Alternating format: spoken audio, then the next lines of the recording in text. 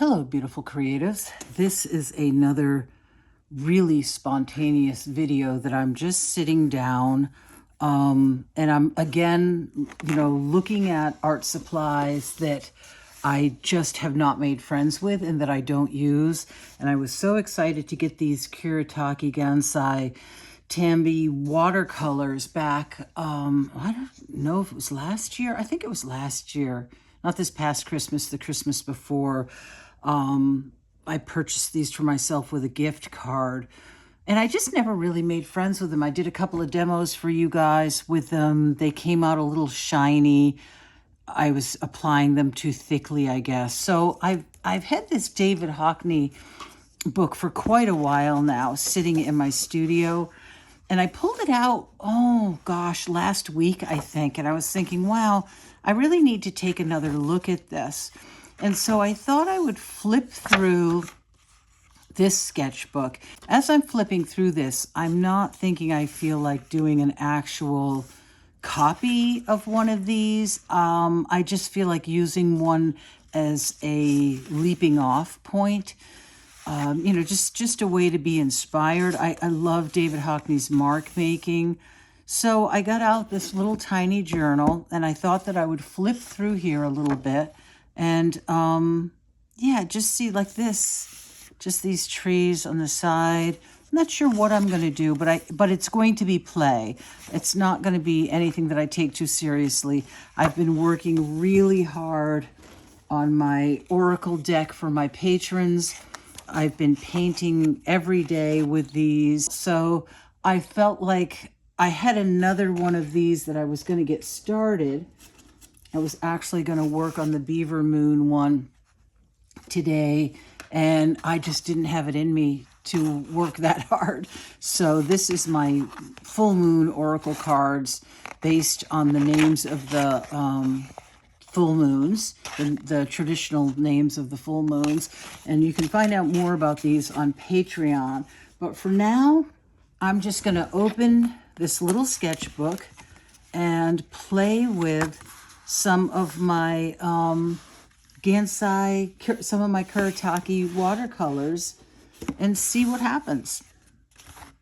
I think I may put some tape over the edge of the page just to protect the other pages underneath and put some clamps on and then put some paint on paper.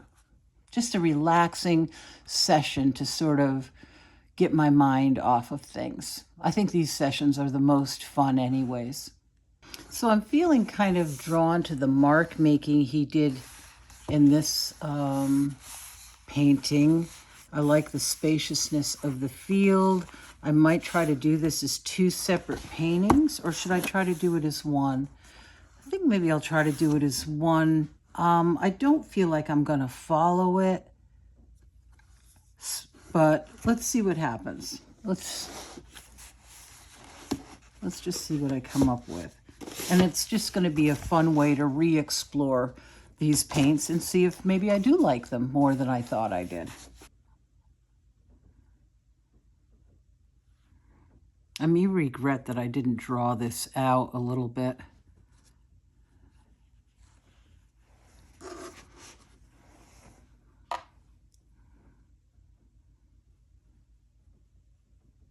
Because I have a feeling I might lose my way not having anything planned out.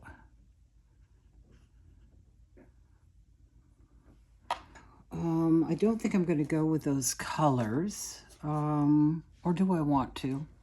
Maybe I will go with those with similar colors.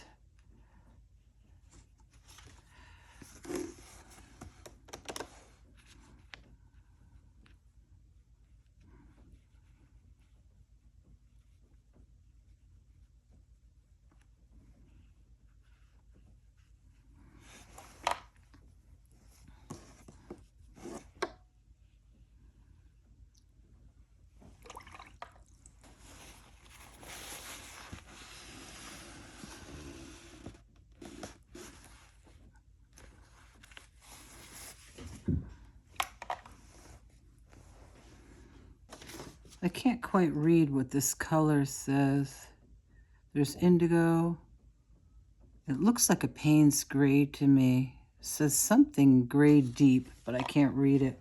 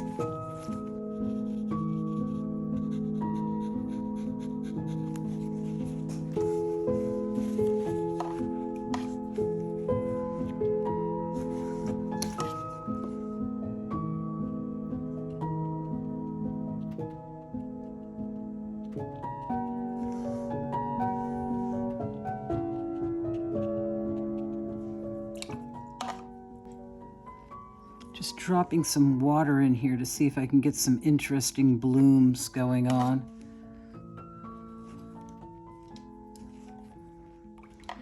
And I think I'm going to wet a little bit of the sky and spots.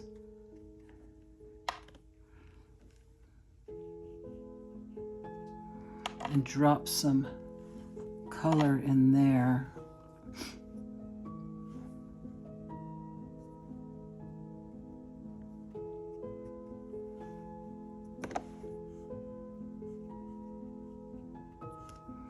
It's the magic of watercolor just working itself into something, you know? It's just, I just love it. It's funny, when I go away from it for a while, I always wonder why it took me so long to come back. It feels like such a non-stressful way of working to me.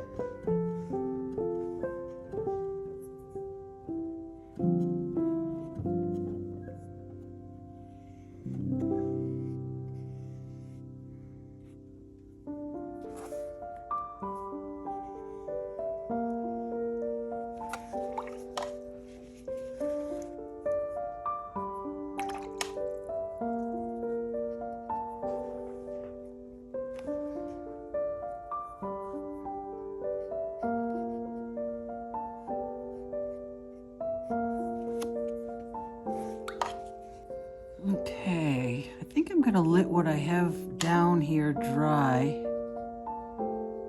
and then come back with some of that mark making that he does.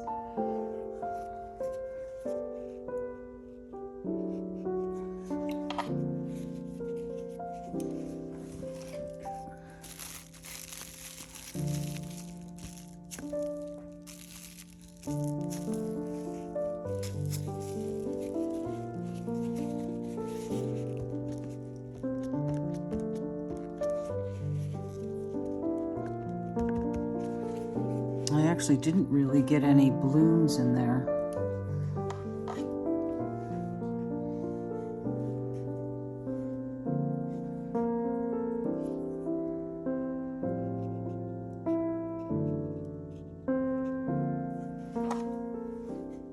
Really trying to decide whether or not I want to introduce another color or not.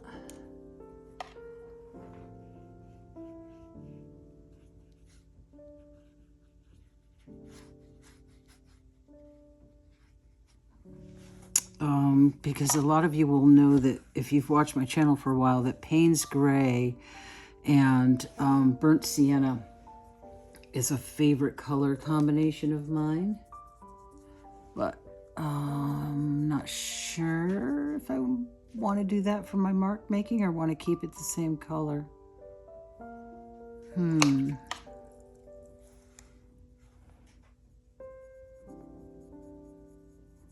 Very lightly introduce it in by making sort of a neutral out of it. I think that's what I'm going to do. And then if it feels right, I can always amp it up. So let's see. How does he make his marks? And again, I'm not trying to make this a copy. I'm just sort of going really relaxed with what I'm feeling and playing, you know, going at it with just a very playful mindset.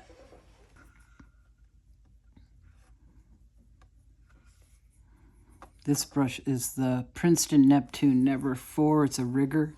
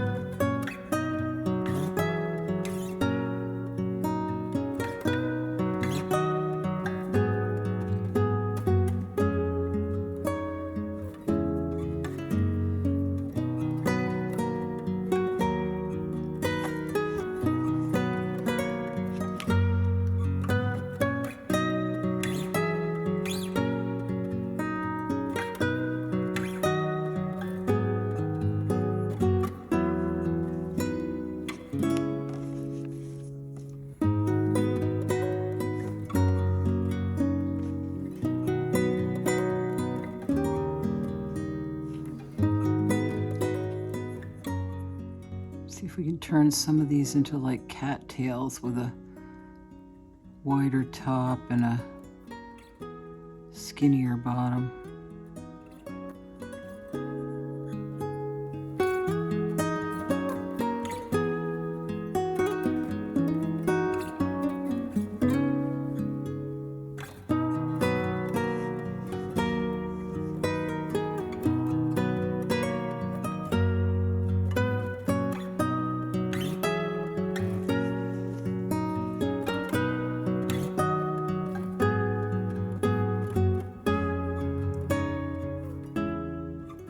Using larger brush strokes towards the foreground to make them look closer. I regret that I kind of lined this up with the tree. Just wasn't paying attention.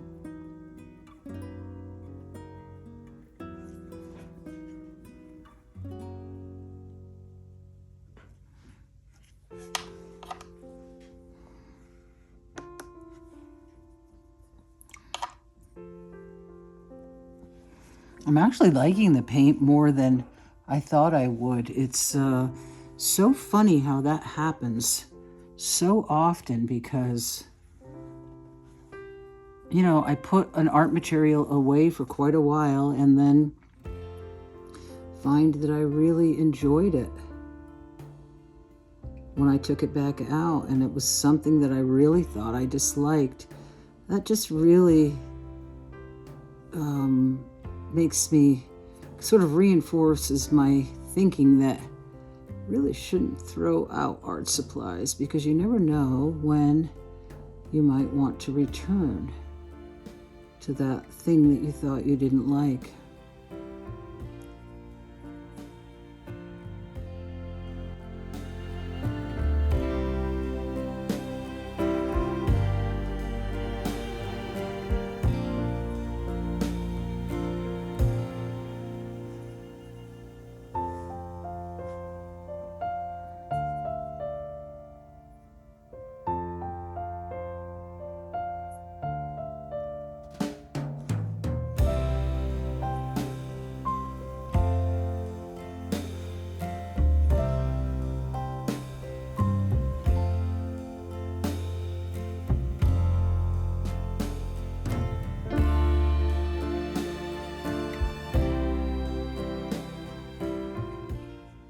Just by working on this, I'm just really appreciating how simplified his marks are.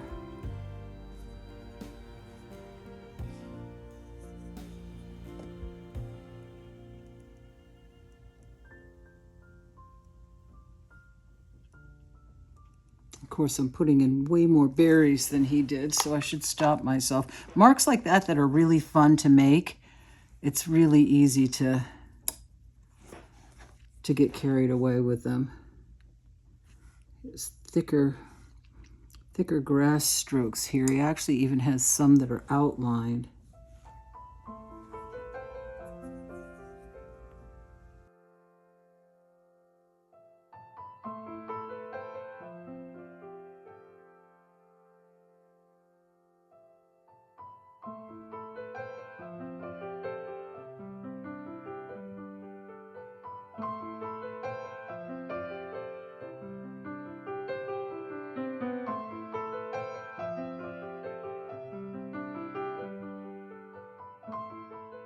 And his marks get lighter as they go off into the distance.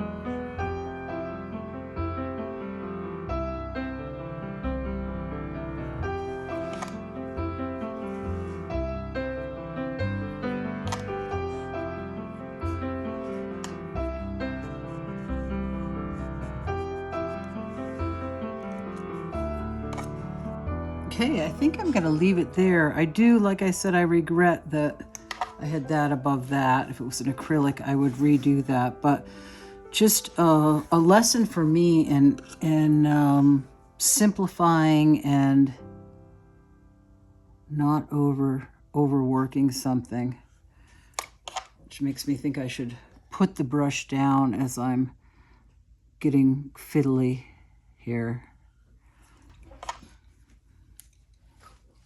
Definitely not a David Hockney, but a fun painting to do nonetheless.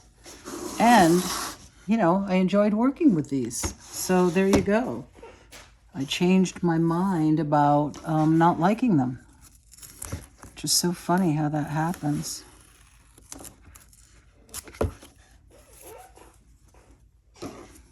And it was so relaxing that I actually feel like I could sit here and do another one. Very relaxing, actually. Okay, so there is my finished version. of the painting. And I definitely learned a lot just from this really simple study. I learned, that I wasn't paying attention to maybe some tangents that I had going, things lining up. But it was really enjoyable, really enjoyable. As much as I have enjoyed painting these oracle cards for my patrons, I have to say they're not completely relaxing sessions because there's so much, they're more work and more thought, and they take up more brain energy than this. This I found very peaceful, very relaxing. Apologize for my squeaky chair through the process. I have had Don try to make it less squeaky, but just a lesson in simplification for me, despite all the mark making. I mean, he has a lot of marks in his work, but to me, it never feels overdone. It's just always just the right amount, I don't know. I really enjoy his work. This might be a fun study to do too, with so much white space. I really am finding I'm enjoying leaving a lot of white space on the page. Yeah, this would be a real fun one to do. Just forcing yourself to leave that much open space and yet have this really intensive mark making in certain areas. So I'm going to continue to explore David Hockney's Yorkshire Sketchbook. I can't believe I didn't do this earlier. I've loved this book ever since I got it a few years ago, and you could do multiple studies of one of his paintings just over and over again. You could even do small areas of one of his paintings, to learn different things. Yeah, this was a lot of fun. So give it a try. Get out some watercolors that you haven't used in a while and have a play studying some of David Hockney's work or some other watercolorist that you really admire.